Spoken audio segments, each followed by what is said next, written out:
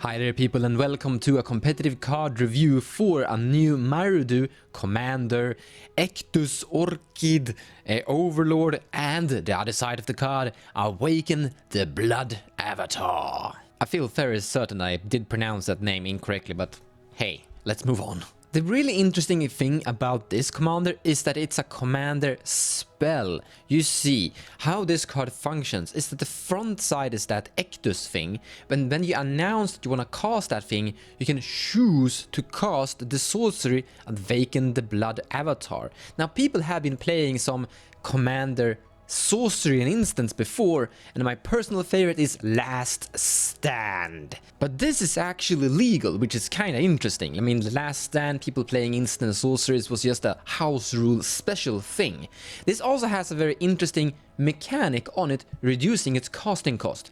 As an additional cost to cast this spell, you may sacrifice any number of creatures. This spell costs 2 less to cast for each creature sacrificed this way, which means that you could potentially reduce the casting cost all the way down to 1 black and 1 red, only 2 mana. And what it does is, each opponent sacrifice a creature, create a 3/6 black and red avatar creature token with haste. That part is really important, and whenever this creature attacks, it deals 3 damage to each opponent. This means that this commander actually has an infinite mana win con on it, as this sorcery is going back to the command zone after casting it. Now the command attacks is gonna increase, but if you have infinite mana, just cast it infinitely, forcing all of your opponents to sacrifice all their creatures infinitely, but you will create infinite tokens that you can attack and win with. They also have haste. That part was really important. But this commander can also sit there and grind value in the early game before you're able to finish off with that amazing spell. So it got Double Strike and Magecraft. Whenever you cast or copy an instant or sorcerer spell, return target non-legendary creature card from your graveyard back to your hand. So it has a small, grindy ability of regaining creatures that you've lost and increasing your hand size. So how good is this commander actually? Well, strangely, it's not that good for a very simple reason. Here is a much stronger Commander Mardu pairing Tymna and Jeska that are doing the exact same thing but better. Tymna are going to draw cards instead of reanimating creatures from your grave back to your hand. Overall, that is a lot better. Jeska, just like Awaken the Blood Avatar, can also win the game with infinite mana. Also, Jeska will interact with your opponents just like the Awaken the Blood Avatar will. The avatar is forcing opponents to sacrifice creatures, but Jeska can target and remove specific creatures you want to get rid of. When you force your opponents to sacrifice things, they aren't really going to sacrifice what you want to get rid of unless that is the only option they have. But if you specifically want to get rid of one specific hate bear, Jeska is doing that job a lot better. And that is the general truth to all form of competitive Magic. Whenever you're looking at the value or capability of a card, you always compare it to what already exists. However, there are a few interesting things with the new Mardu commander. Jeska is going to increase in mana cost as the commander tax goes up, while the Blood Avatar can always cost black and red, as you can sacrifice creatures to pay for commander tax. And while Tymna's card drawing ability is a lot stronger in form of grind value compared to reanimating creatures from your grave back to your hand, Ektus' ability isn't depending on what form of a board state your opponent have. If there is enough blockers Tymna can't get through, or even her flying hate bears won't be able to get through, then Tymna doesn't really draw cards at all.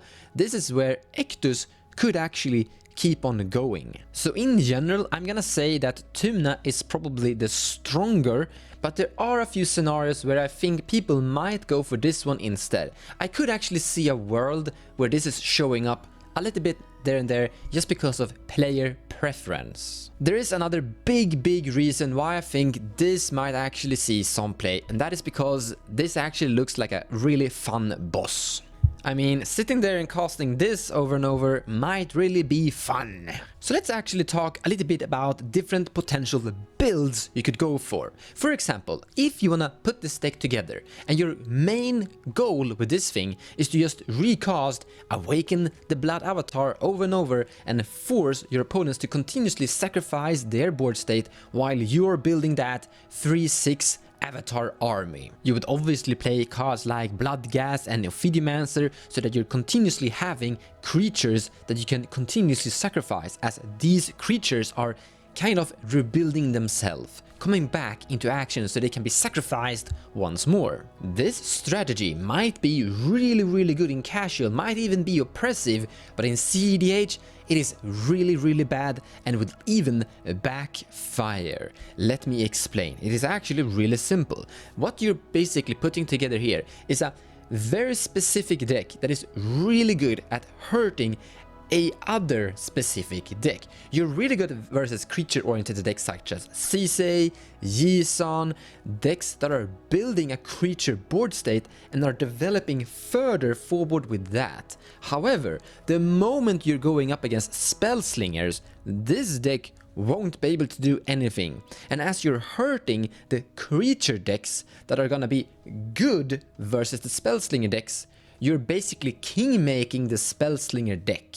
I've actually talked about this concept before and even had a Facebook conversation with someone that was playing against a Sour Ulf Realm Eater, and he was playing some form of creature heavy deck like Sisei. Now Sour Ulf is probably the best Sisei counter you could think of. Sisei doesn't like board wipes, as he's building a army that is going to perform a win con through creatures, really good at affecting spell slingers. However, Sour Ulf aren't really good at affecting spell slingers, so I recommended that that person would swap decks and instead play some form of fast Ad Nauseam spell slinger deck instead. And now suddenly Sour Ulf weren't able to do anything because the Ad Nauseam deck was just winning so fast and the Sour Ulf didn't have any tools whatsoever to actually affect that deck at all. Instead, if you really want to build Ektus as a cEDH commander, I recommend going for this kind of strategy instead. I would like to call it Discard Squee. This is actually a strategy that I've done before with Gollus and Bazaar of Baghdad, Gollus Madness. Magecraft, again, whenever you cast or copy an instant source spell, return target non-legendary creature card from your graveyard to your hand, so this won't work with Squee. However, this commander is turning everything you kinda have into a Squee. Some people might think that the part where you're returning creatures to your hand instead of the battlefield is a lot weaker. Well, it would be a bit OP if you would return non-legendary creature cards from a graveyard into play, unless it had like only CMC 3 or less creatures. That would be kinda interesting. However, there is a really interesting part when you're returning creatures back to your hand if you don't have any intent whatsoever of actually casting those creatures. So here are two really interesting cards. Obviously, we're never going to cast Fairy Macabre and we're never going to cast Horror of the Broken Lands. We are going to discard them. We're gonna pay 1 black mana to cycle the Horror of the Broken Lands to draw a card. And we're gonna discard Fairy Macabre to basically interact with the opponent's graveyard strategies. And graveyard strategies is a big thing currently, so this Fairy is actually quite interesting. And then we're gonna cast that Faithless Looting and get a trigger from our Ektus to return that Fairy back to our hand so we can discard it once more. But also, this is how we could build hand size. You see, Faithless Looting is draw 2, discard 2. So we discard a creature card, but we also return a creature card as well. So we don't really go down that much in hand size. We are effectively building hand size as you're discarding your creatures over and over to basically build up more and more cards in your hand as you're regaining the cards back from the grave. Tymna can't do this. Also, don't say no to free food. Now here is Barter Cow. When the Barter Cow dies or when you discard it, create a food token. So you cast your Faithless Looting and you discard this ox and you create a free food token. Now I know what you're gonna say, food tokens aren't that good, they aren't treasures. But figure it out, man. I mean, it's free food, it's free artifact tokens that you could do something with. And then you cast a random whatever spell, and you return the ox back to your hand, so you can re-discard it with another red discard spell, again, to gain more food value and more card hand size. So as a finalized review, I actually think there is something here, there's some potential of these two basically putting something interesting together, and I think it's gonna be a really fun deck in general as well, so I'm actually looking forward to run into this commander a little bit here and there. I definitely don't think this is busted, broken, or the best thing cEDH have seen in a while. I think this is pretty mediocre, but still, there is something here. cEDH viable? Yeah, I would actually say that a little bit. Well, that's it for me. I'll see you next time, guys.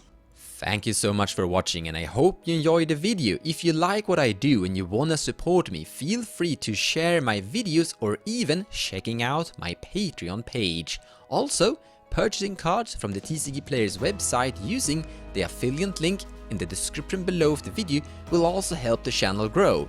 So a big thank you to all of you.